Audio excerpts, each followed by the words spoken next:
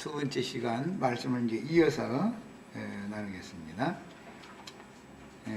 지금 둘째 사망에 관한 말씀을 나누고 있는 중이에요. 부활이 첫째 부활이 있고 차선의 부활이 있는 것처럼 사망도 첫째 부활이 있고 그 다음에 또 뭐 둘째 부활이라는 것이 있게 마련이다. 이제 성경이 지금 첫째 부활과 둘째 사망이라는 용어를 의도적으로 계시록에서는 결론이기 때문에 이렇게 대비하는 용어를 사용하고 있다. 이것을 우리가 이제 이해를 하셔야 되겠어요. 그래서 이제 둘째 사망은 불못의 용어는 흉보를 의미하는 거기 때문에 영혼들이 다시는 구원의 은혜를 기대할 수 없는 상태로, 은혜가 없는 상태로 계속해서 그 불꽃에 의해서 그 영혼이 힘이 고통 중에서 끊임없는 시험을 당하는 상태, 고민에 빠져서 그렇지만 벗어날 길이 없는 그런 상태. 우리가 지금 이 생에서도 쇠풀무 애굽에서 불꽃에 의해서 다스림을 받지만 이 생에서는 벗어날 길이 있다 이거예요. 그리스도를 나의 주와 그리스도로 나의 주와 하나님으로 영접하여 믿으면 벗어날 수가 있지만 은혜의 시대니까 은혜가 다시는 사람의 영혼에 역사되지 않는 상태로 하나님께 완전히 끊어지고 버림받는 상태를 둘째 사망이라고 그런다. 이런 것을 이해를 하셔야 되겠어요. 그 다음에 교회 시대의 종결 이후에 그리스도의 심판대에 서게 되고 그 천년이 찬 후에 크오신 보좌의 심판대에서 최후 판결을 이제 집행을 하는 거예요. 이 생에 살아있는 동안은 선고만 받은 것이지요.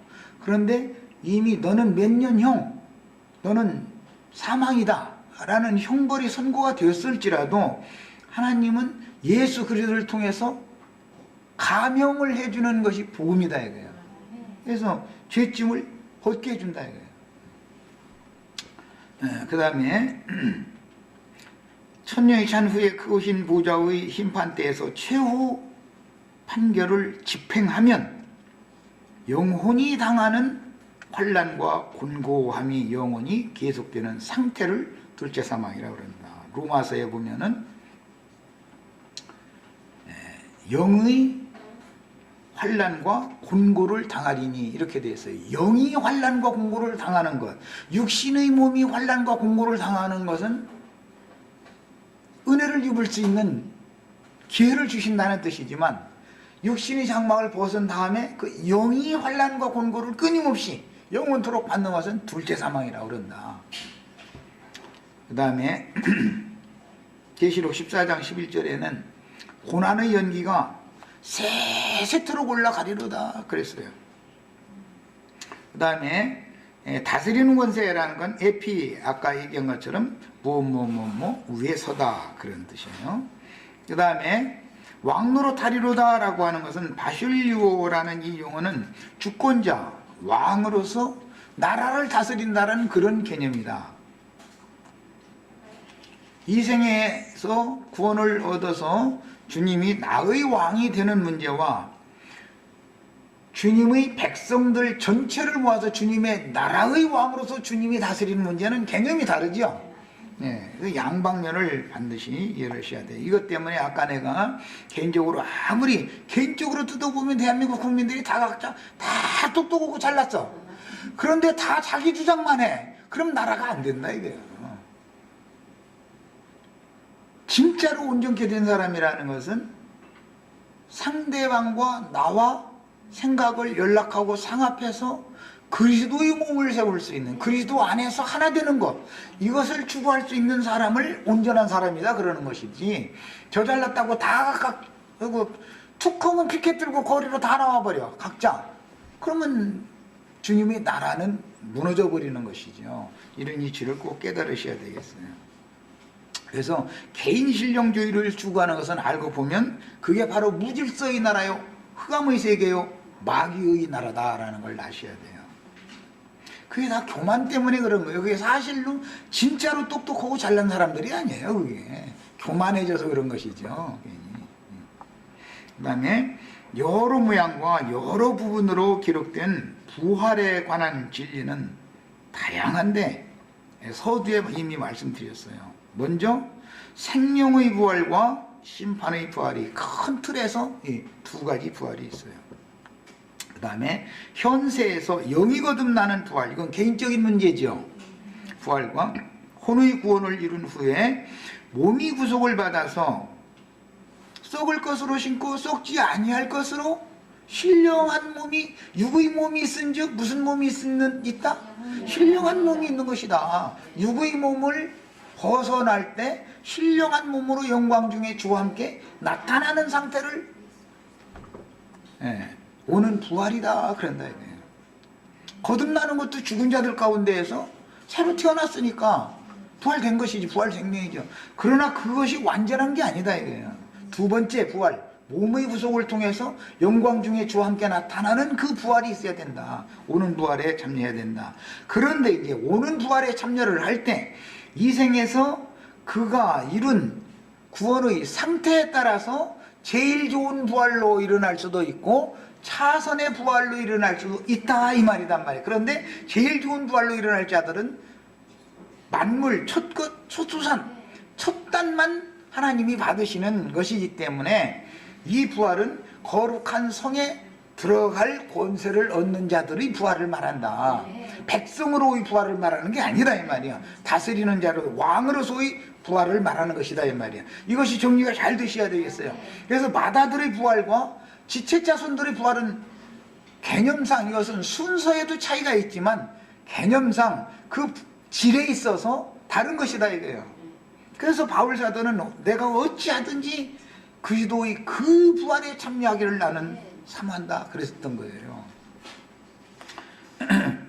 그 다음에 여러 모양과 여러 부분으로 기록된 부활에 관한 진리는 다양한데 먼저 생명의 부활과 심판의 부활이 있고 현세에서 영이 거듭나는 부활과 혼의 구원을 이룬 후에 몸이 구속을 받아서 신령한 몸으로 예수 안에서 누구는 자기 시대의 구원을 다 이루어가지고 주의 품에 데려감을 받았으니까 그 사람들은 예수 안에서 자는 자들이지 아담 안에서 자는 자들이 아니죠. 아담 안에 있는 자들은 잔다고 하지 않죠. 아담 안에서 죽은 자들은 죽었다 그러죠. 예수 안에서 죽은 자들은 잔다 그래요. 자는 사람은 날 새면 일어날 소망이 있지만 죽은 사람은 못 일어나는 거예요. 그래서 예수 안에서 잔다라고 표현하는 말을 잘 이해를 해야 돼요. 흙사람, 첫사람 아담 안에서 죽은 자들과 예수 안에서는 죽은 자들이라도 자는 자들이라고 표현을 한다 성경이라는 건. 그것은 자다는 건 자다가 깰 때가 온다라는 것을 전제 조건으로 하는 말이다 이 말이에요. 이제 예수 안에서 자는 것을 히브리서에서는 자기 일을 마치고 주 안에서 쉰다 이렇게 표현을 했어요. 이미 안식에 들어간 자들이죠.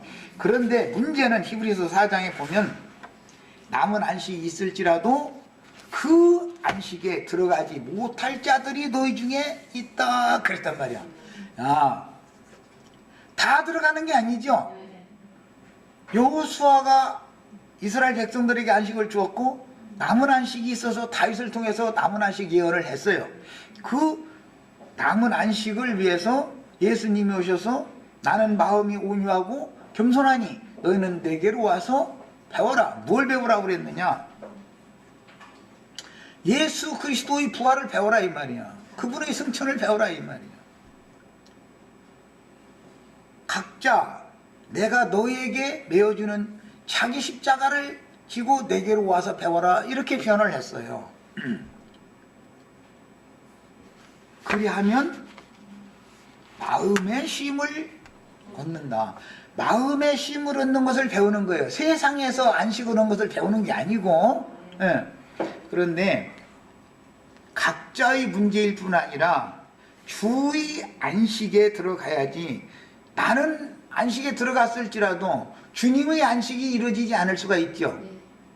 그 안식에 들어갈 자들이 수가 채워져야 되기 때문에 그런 것이다. 언제나 양면을 추구를 해야 되는 거 우리는.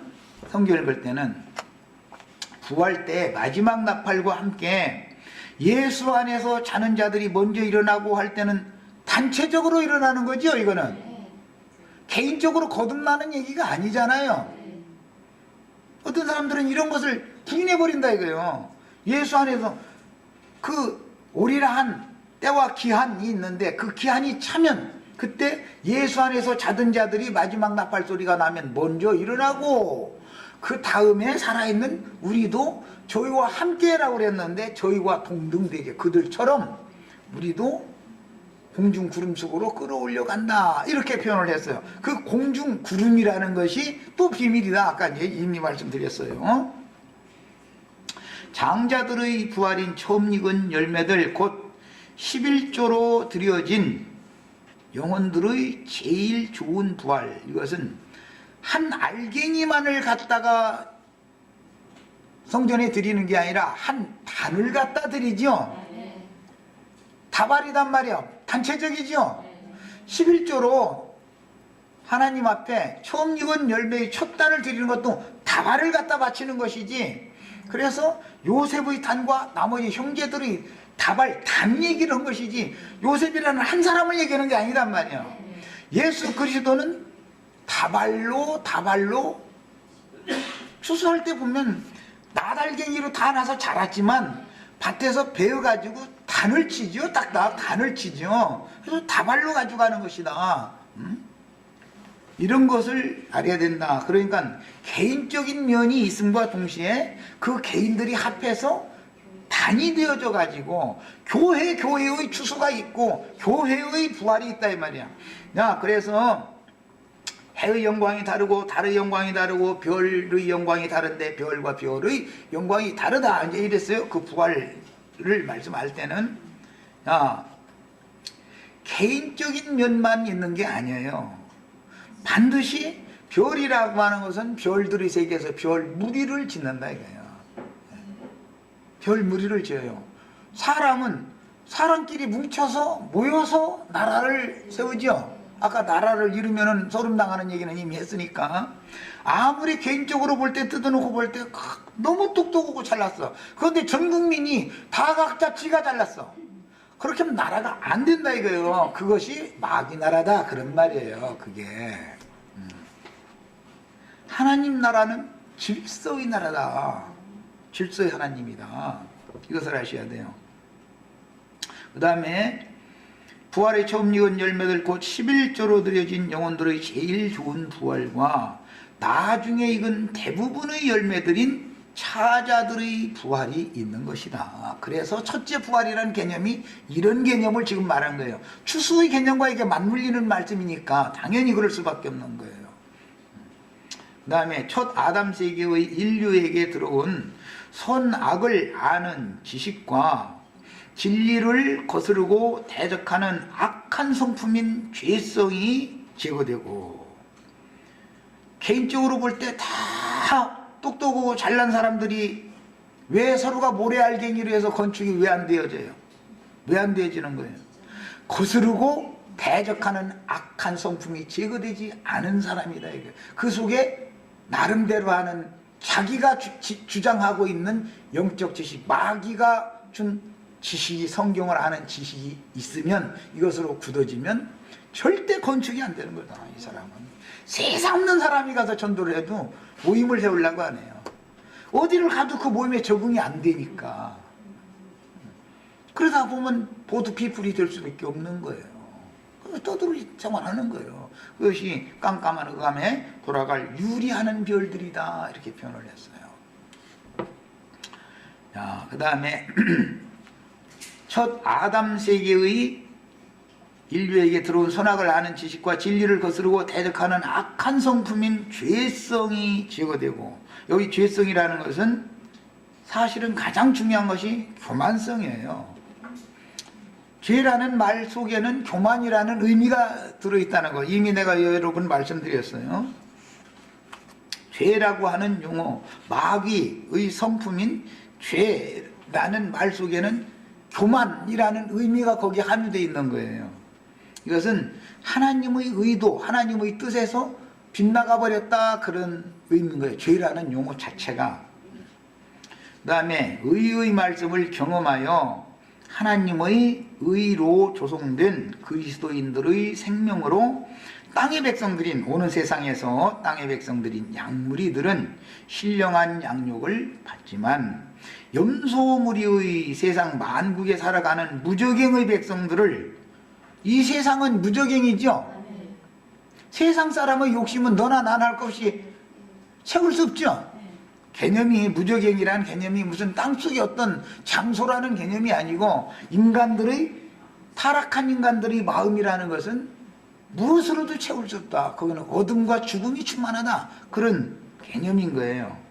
그 다음에 염소물이 세상 만국에 살아가는 무저갱의 백성들을 철장으로 통치하는 새 세계가 이어지는데, 현세로 끝나는 게 아니고 인간 나라가 오는 세상으로 이어진다 이 말이에요. 그런데 오는 세상으로 이어지면 그 기간이 1000년으로 딱 정해져 있다 이 말이에요. 지금 성경이 말하는 의도는 교회 시대가 끝나면 그 1000년이 차기까지 장차 오는 세상에서는 주와 그 그리스도의 왕국이 실현되는 것입니다.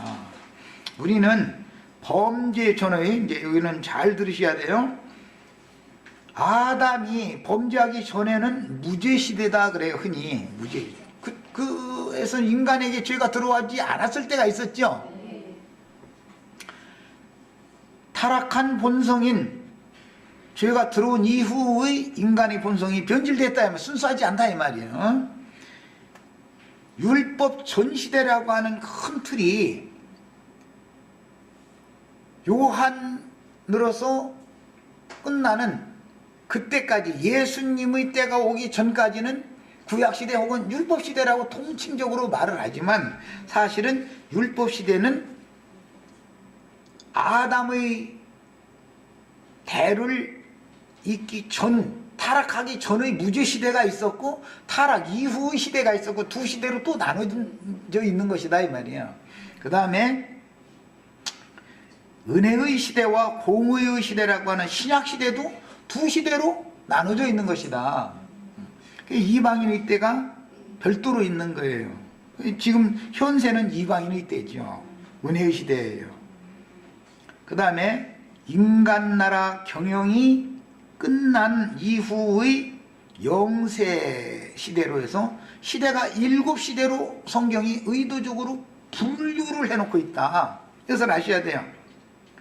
무죄시대, 타락한 본성시대인 율법 전시대가 있었고, 그 다음에 모세로 말미암아 율법이 주어졌죠. 그 이제 율법시대인데 그 율법시대가 구약시대라고 흔히들 그렇게 말해요. 그 다음에 은혜의 시대가 또 교회시대가 있고, 그 다음에 천년왕국시대가 있고, 그 다음에 영세, 이렇게 시대가 자꾸 바꿔진다 이 말이에요. 그래서 성경의 진리에 따라서 시대를 구분할 줄 알아야 하는데, 예수 그리스도의 오심부터 그 영으로 재림하여 이방의 충만한 수를 얻기까지의 현세는 흔히 은혜의 시대 혹은 교회 시대인 이방인의 때라고 그렇게 표현을 합니다.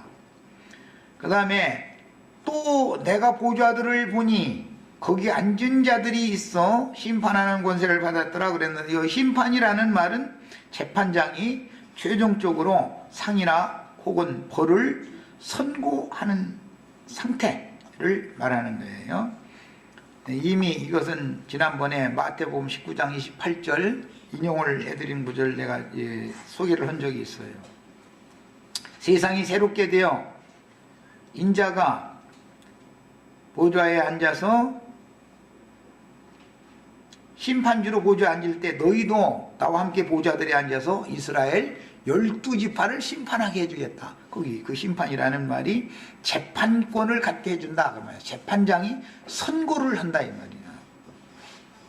그 다음에 누가복음 22장 30절 같은 맥락의 말씀인데, 우리나라 번역에는 다스리게 해주겠다, 다스리는 권세를 주겠다 그랬는데, 거기 의해 원은 심판하는 권세라는 뜻이에요. 원문대로 직역을 하자면. 이것은 마태복음 25장 31절로 46절에 보면 소자들과 함께 주님이 보좌들에 앉아서 오른편 양과 왼편 염소를 판단하게 해준다. 분별하는 권세를 준다 그랬는데 그 판단이라는 말이 심판이라는 말과 같은 용어인 거예요. 자, 이처럼 성경에서 심판이라고 하는 것은 어떤 것을 옳고 그름, 선하고 악한 것을 정확하게 분별해서 선고한다 그런 뜻이에요. 개념이. 그 다음에 사도 요한은 현재 반모라는 섬에 유배 중인 몸이지만 성령의 감동을 받은 영으로 계시록의 모든 이상들을 보고 들었으며 본문에서 이상으로 본 보좌들은 마태복음 25장 31절로 34절 오른편 양과 왼편 염소를 분별하는 거. 누가복음에서는 동일한 그런 그 개념이 누가복음 20장에 이르게 됐어요. 이에 일치하는 이상이니 사람이 부활의 자녀가 되고 하나님의 자녀가 되므로 천사들과 동등으로 만들어져서, 그러면 옛창조 세계에서 천사들은 바람으로 불꽃으로 하나님이 사용하시는 사역자들이죠. 그런데 오는 세상에서는 형제 자매님들이 바람이 되고 불꽃이 된다 이 말이야. 이것은 이제 구약성경의 오바댜서에 보면 그날에는 유다는 불이 되고 요셉은 불꽃이 되어서 에서산에 있는 자들을 다 사른다 이렇게 표현을 했어요.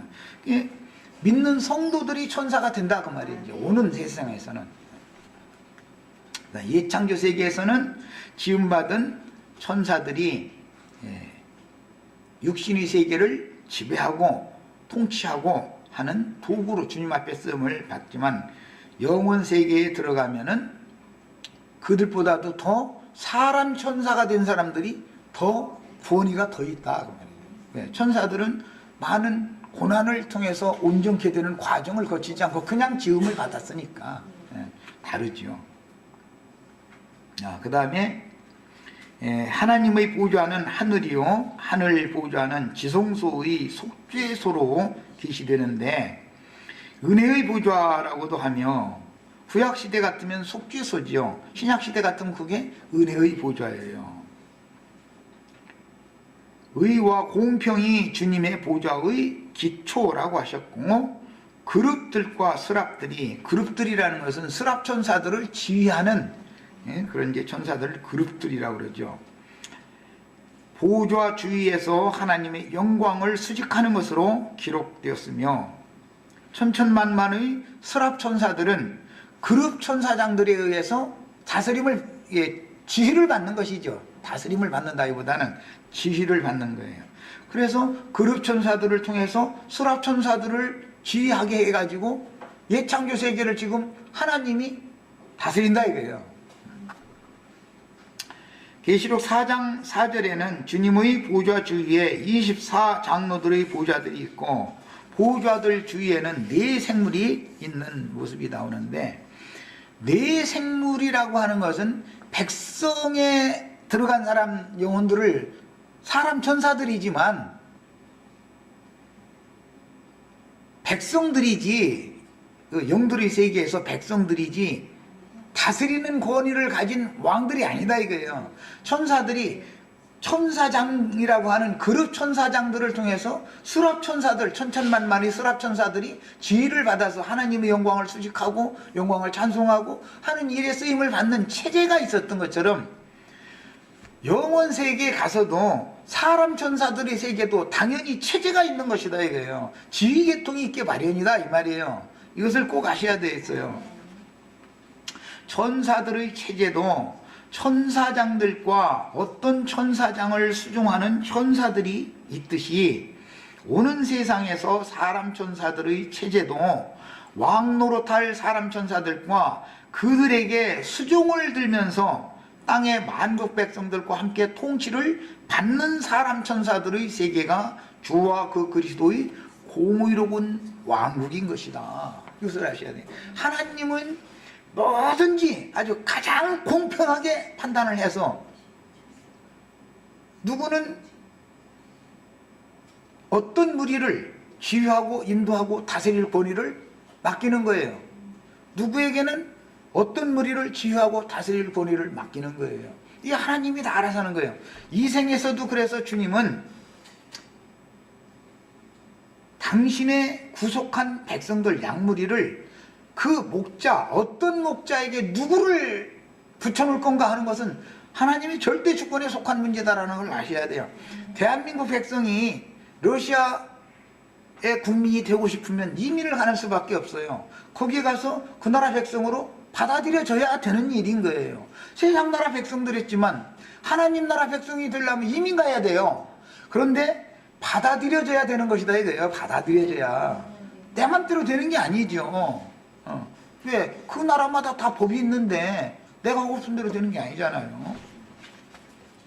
아담 세계의 하나님 보좌인 속죄소 우편에는 스랍 천사들을 대표하는 그룹들이 주님의 영광을 수직하며 수종들지만 새 창조의 하나님 보좌 주위에는 사람 천사들인 네 생물을 대표하는 24 장로들이 네 생물들과 함께 주님의 영광을 수직하며 찬양하는 직무를 수행하는 것이다. 이것이 계시록 4장, 5장, 11장, 7장이 계속 나오는 얘기예요. 이게. 세상 나라에서도 지휘자가 있고 지휘를 받아야 되는 사람이 있는 것이에요. 어떤 회사에서도 마찬가지예요. 교회도 천국 생활을 배우는 거예요. 그래서 교회도 하나님 나라라는 건 질서 체계가 엄연하게 딱 규정돼 있다. 그래서 그것에 거슬리고 대적하는 자들은 그 나라 백성으로서의 자격을 가지고 있다면 형벌을 받아야 될 것이고, 그 나라 국민의 자격을 박탈하면 떠돌이 생활을 할 수밖에 없을 것이다 이 말이에요. 대한민국 국민이었던 사람이 대한민국에서 자기가 싫다고 북한으로 가면, 엊그제 뭐 한번 신문 난 적 있죠. 북한에 가면은 자기 대우해 줄 줄 알았더니 아주 거기 살기가 너무 힘들으면 도로 보내가지고 우리나라 왔죠. 갈 때는 이제 이음을 다시는 안 마신다 욕을 바가지로 퍼붓고 갔는데 도로 왔으니 이제 어떻게 해 이거예요. 거기서 강제로 도로 돌려 보내버렸으니 이거 어떻게 할 거예요. 침 뱉은 샘을 또 먹어야 되잖아. 그러니 그것이 무궁한 수치다 그래요.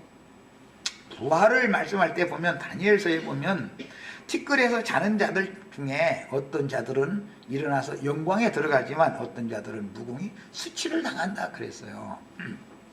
그것은 국민의 자격이 없다라는 말이 아니에요. 수치를 당하는 문제와 그 나라 백성이 아닌 문제는 전혀 개념이 다른 거예요. 그렇죠? 대한민국 싫다고 욕하고 북한으로 도망갔어. 그런데 북한에서 그럼 잡아가지고서는 조사 다 해보니까 이거 아무 쓸모가 없는 놈이에요 보니까. 그러니까 이제 선전용 겸해서 판문점을 통해서 네 나라로 가고 쫓아내서 왔는데 그 사람 우리나라에서 환영해줘요? 국정원에서 딱 잡아다가 너 가서 무슨 말하고 돌아다녔어요? 이제 지금도 이제 계속 아마 날마다 족칠 거예요. 뻔해. 그러면 뭐 차라리 정정당당할 것 같으면 혁경 물고 죽어버리든지, 아니 치사하게 살겠다고 또 와 일로. 아이고 참, 나 같으면 그렇게는 안 해. 정말로 나는 안 와. 그냥 그 자리에 각 죽어버리고 말지. 뭐야 그게. 죽는 것만도 못한 거예요. 그렇게 살 바에는. 이런 이치를 아셔야 돼요. 이것이 법이기 때문에 그렇다. 법치. 모든 나라는 법으로 다스린다. 말씀대로 된다. 진리대로 다스려지는 거다. 진리로. 이런 거예요. 그러니까 교회 생활에서부터 뭘 배워야 돼요? 순종을, 질서의 하나님 앞에 순종을 배우는 거예요. 우리가 교회 생활을 하도록 하나님이 기간을 주시는 건 왜 그러는 거예요? 많은 고난을 통해서 뭘 배우는 거예요? 순종을 배우는 거예요. 거슬리고 대적하는 성품이 아담 세계에 마귀로 말미암아 들어왔다 이거예요. 이것이 완전히 이 거스르고 대적하는 이 성품이 완전히 제거될 때까지 여기서 연단 받는 거예요. 이것이 안 돼 있는데 나름대로 뚝뚝하고 잘난 체 하는 것이 죄인들이 상태다 이 말이에요. 잘난 사람이 우리나라는 너무 많아서 걱정이야. 사실은 내가 가만히 보면 순종할 줄을 모르고 다 보면 다 나름대로 참 다 잘나서 그런데 하는 짓거리를 보면 이건 초등학교 3학년만도 못해. 내가 뭐 아니 난 답답해 죽겠어 아주. 세상 돌아가는 거 보면 또 이 얘기 또 총화세 들으면 잡아갈 겁니다. 마태복음 25장 31절로 34절을 같이 보겠습니다. 인자가 자기 영광으로 모든 천사와 함께 올 때에 자기 영광의 보좌에 앉으리니 모든 민족을 그 앞에 모으고 각각 구분하기를 목자가 양과 염소를 구분하는 것 같이 하여 양은 그 오른편에 염소는 왼편에 두리라. 이것은 오순절 때 주님이 제자들을 보내가지고 각처에 흩어진 이스라엘 사람들이 절기를 지키러 다 모였어요. 그게 뭐예요? 모든 민족을 그 앞에 모은 거예요. 그게. 거기서 베드로와 11사도가 전도를 해요. 그런데 거기서 딱딱 구분을, 뭐 베드로가 당신은 왼편 이렇게 말할 필요가 없어요. 저 대나 붙은 술 취해서 저 미친놈들이 그만 하면 그건 무조건 왼편이야. 그건 자기 스스로 왼편으로 가는 거지 뭐 그건. 그리고 형제들아, 그럼 우리가 어떻게 해야 구원을 얻냐? 주 예수 그리스도 이름으로 각각 너희가 회개하고 세례를 받으라. 그리하면 너희를 위하여 예정되어진 예수 그리스도를 선물로 보내주신다. 그랬어요. 그러면 그 예수 그리스도를 선물로 받은 사람들은 오른편 양이요, 뭐 너는 오른편이야 라고 말할 필요도 없어. 그냥 이건 생명력이기 때문에 자동적으로 되는 거예요. 그런데 그런 기회를 주고 나서도 그날 3,000명이 지금 회개하고 구원받았다겠죠? 자, 그러니까 단체적이에요, 혼자예요? 3,000명이 각각이지만, 너희가 각각 회개하고 하라고 했으니까 각각이지만 하나님 편에서 보면 3,000명이 하루에 그날 함께 구원을 받았단 말이야. 그 다음에 동일한 사건이 또 있어요. 한 번 더 주어져요. 그 다음에는 5,000명이 구원을 받아요. 5,000이 다 각각이에요. 그렇지만 주님 편에서 보면 단체다 이거예요. 그래서 이걸 합하면 8,000이에요. 이제 이것은 이제 영적 의미가 다 있어요. 사실은 왜 꼭 8,000이 구원을 받아야 되는가? 이제 이런 것도 의미가 다 있어요. 다 그게 죽은 자들 가운데서 부활을 하심을 얻기에 합당히 여김을 받은 자들의 충만의 수를 말하느라고 첫 번째는 3,000, 그 다음에 5,000을 더해가지고 8,000이 이 구원을 두 단계에 걸쳐 받는 얘기를 해놓은 거예요. 이제 성경이 말하는 의도를 아셔야 돼요. 자, 이와 같이 오는 천년왕국을 위해서도 반드시 모든 민족을 모으는 것이 있어요. 주님께서. 그러면 오늘날 모든 사람들이 믿음 생활을 하면 어디에 모여요? 자기 예배당에 모이겠죠? 그럴 거 아니에요. 다 예배당에 모일 거 아니에요. 그 율법시대에는 성전에 모였던 것처럼 오늘날은 예배당에 모일 거 아니에요. 모든 민족에게 복음이 전파됐으니까 모든 민족들마다 자기가 나가는 예배당들이 다 있어. 그게 현상세계의 신앙이 계속 다음 세계로도 이어진다라는 걸 알 수가 있잖아요. 그런데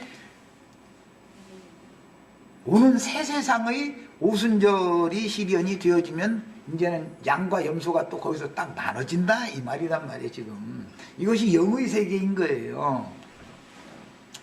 야, 그때 임금이 그 오른편에 있는 자들에게 이르시되 내 아버지께 여기는 복 받은 자들이 아니고 받을 자들이에요. 이것은 미래형이죠.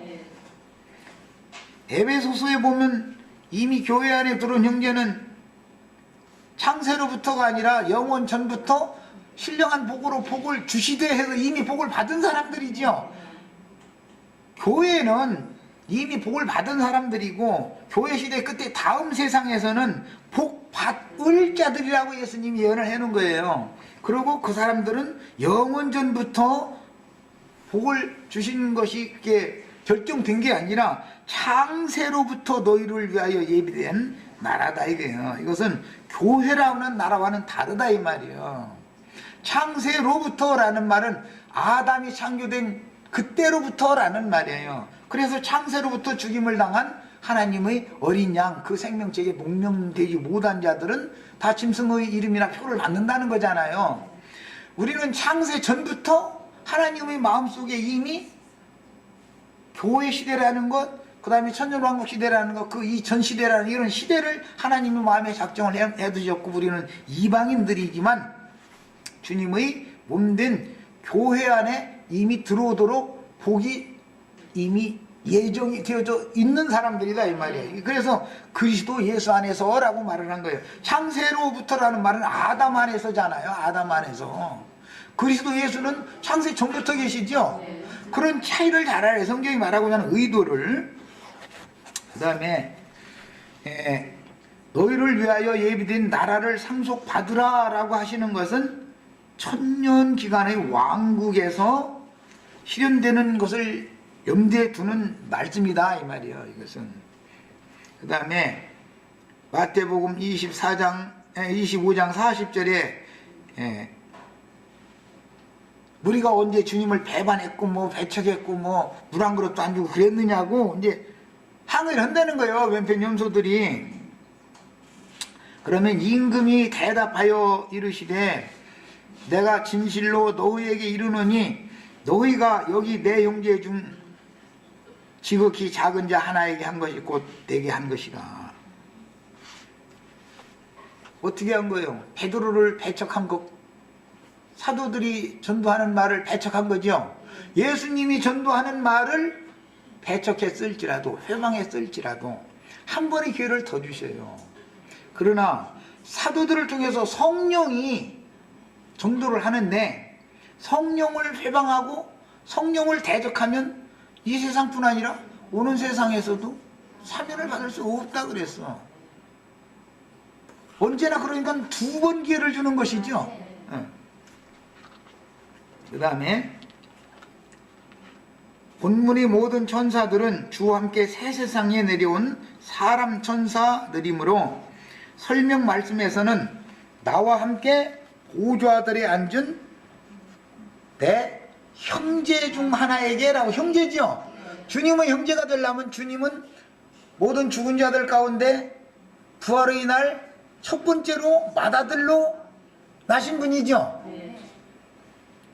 그분은 많은 아들들 중에서 처음 익은 열매들 한 단을 지금 별도로 지금 빼내시는 중이다 이 말이에요.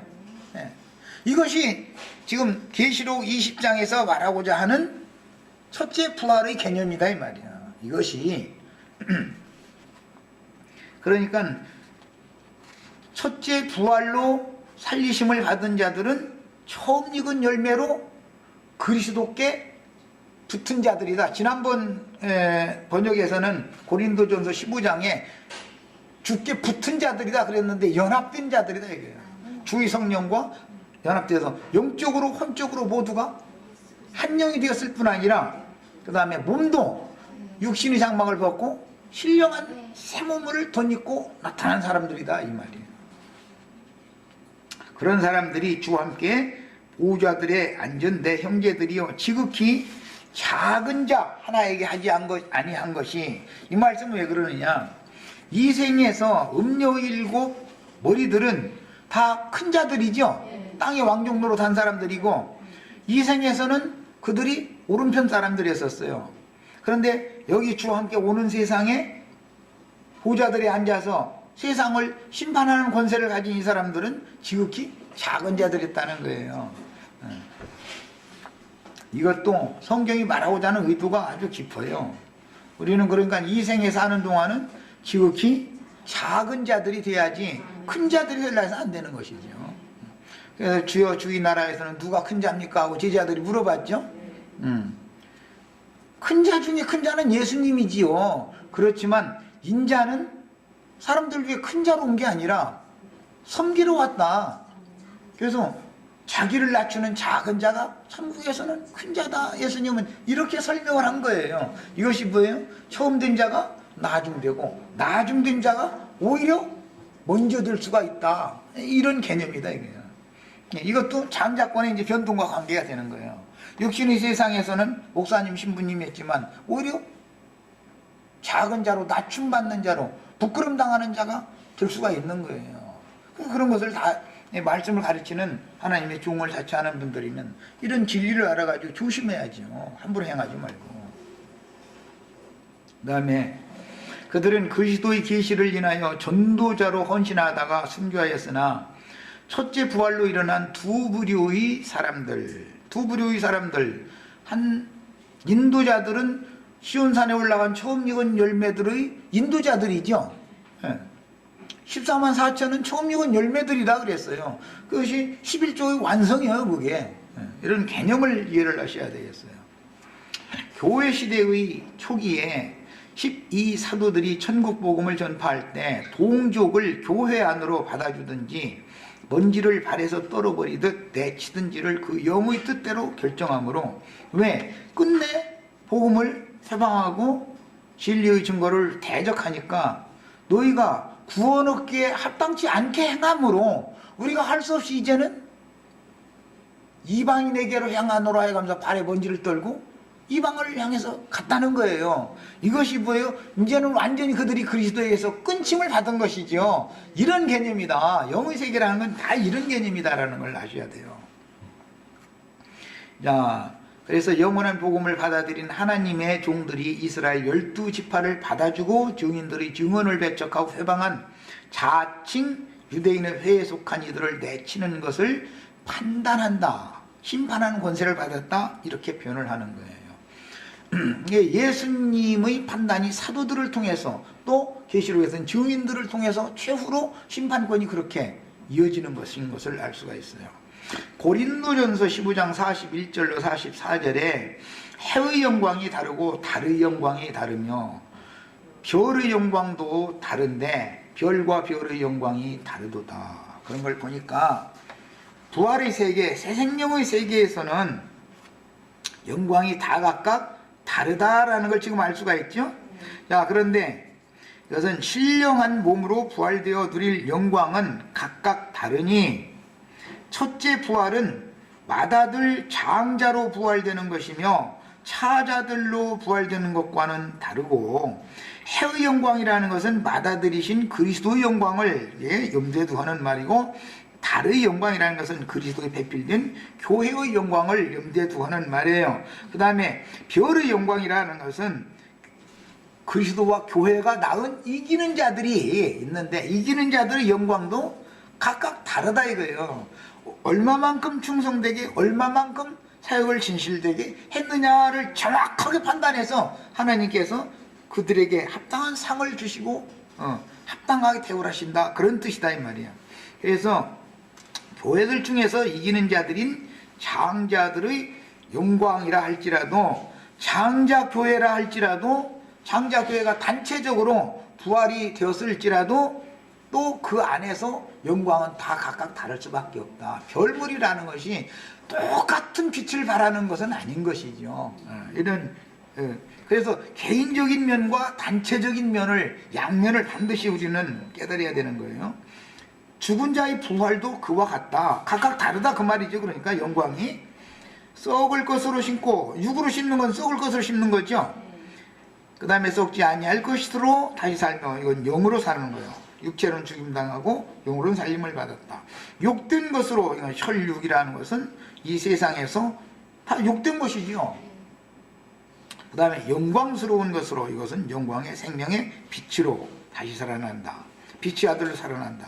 약한 것으로, 이것은 육신이 약함으로라는 말은 하도 많이 하니까, 육이라는 건 약한 거예요. 그러나 강한 것으로라는 건 영이 작은 자였지만 본래는 육신이 큰 자지요. 그러나 번져된 자가, 영으로 거듭난 사람은 나중된 자지만 나중에 실제로는 큰 자가 작은 자를 섬기게 되죠. 영이 강성해지면 육을 지배하게 되어 있는 것이다. 이런 개념이에요. 그 다음에 육의 몸으로 신고 신령한 몸으로 다시 사나니, 우리가 지금 오는 부활에 참여하는 것은 신령한 몸으로 살아나는 걸 말하는, 이게 예수님이 부활하시던 날 저녁에 제자들을 찾아왔을 때 유령으로 온 게 아니죠. 영만 온 게 아니었죠. 분명히 몸을 가지고 오셨어요. 몸을 입고 왔어요. 와가지고 나에게 너희 먹을 것 없어? 그러니까 먹을 것을 드렸더니 꿀송이 한쪽 갖고 와, 숯불에 구운 생선 한 토막을 드렸더니 그걸 받아서 거기서 잡수셨다. 그러니까는 거기서 무슨 붕어를 구워드렸겠어요. 다 이제 부활하신 주님은 시공을 초월하는 완전의 영광에 들어간 분이기 때문에 지금까지 여호와 하나님은 예루살렘 성전에서 짐승 잡아 제사 드리는 사람들에 의해서 제물을 받아 잡수셨지만 이제 새 시대가 와서 그리스도께서 부활하신 그리스도께서 시공을 초월하는 완전한 하나님의 영광을 가지고 제자들에게 오셔서 이제는 무식한 제자들을 통해서 제물을 받으시는 제사를 받으시는 새 시대가 왔다 그 말이란 말이에요. 자, 그래서 이제 제자들이 깨달은 게 뭐예요? 독생자로 오셨던 육신의 몸인 예수가 너희가 이 성전을 헐락을 했을 때 성전된 자기 몸을 쥐어라 라는 말이었구나 라는 걸 알고 부활하신 다음에 제자들에게 찾아와서 지혜달고 함께 계셨었던 그 몸은 신령한 몸이구나 라는 것을 이것이 교회구나, 교회는 그리스도의 몸이구나 라는 걸 깨닫게 된 거예요. 자, 두 번째 시간 여기까지 해서 마치겠습니다.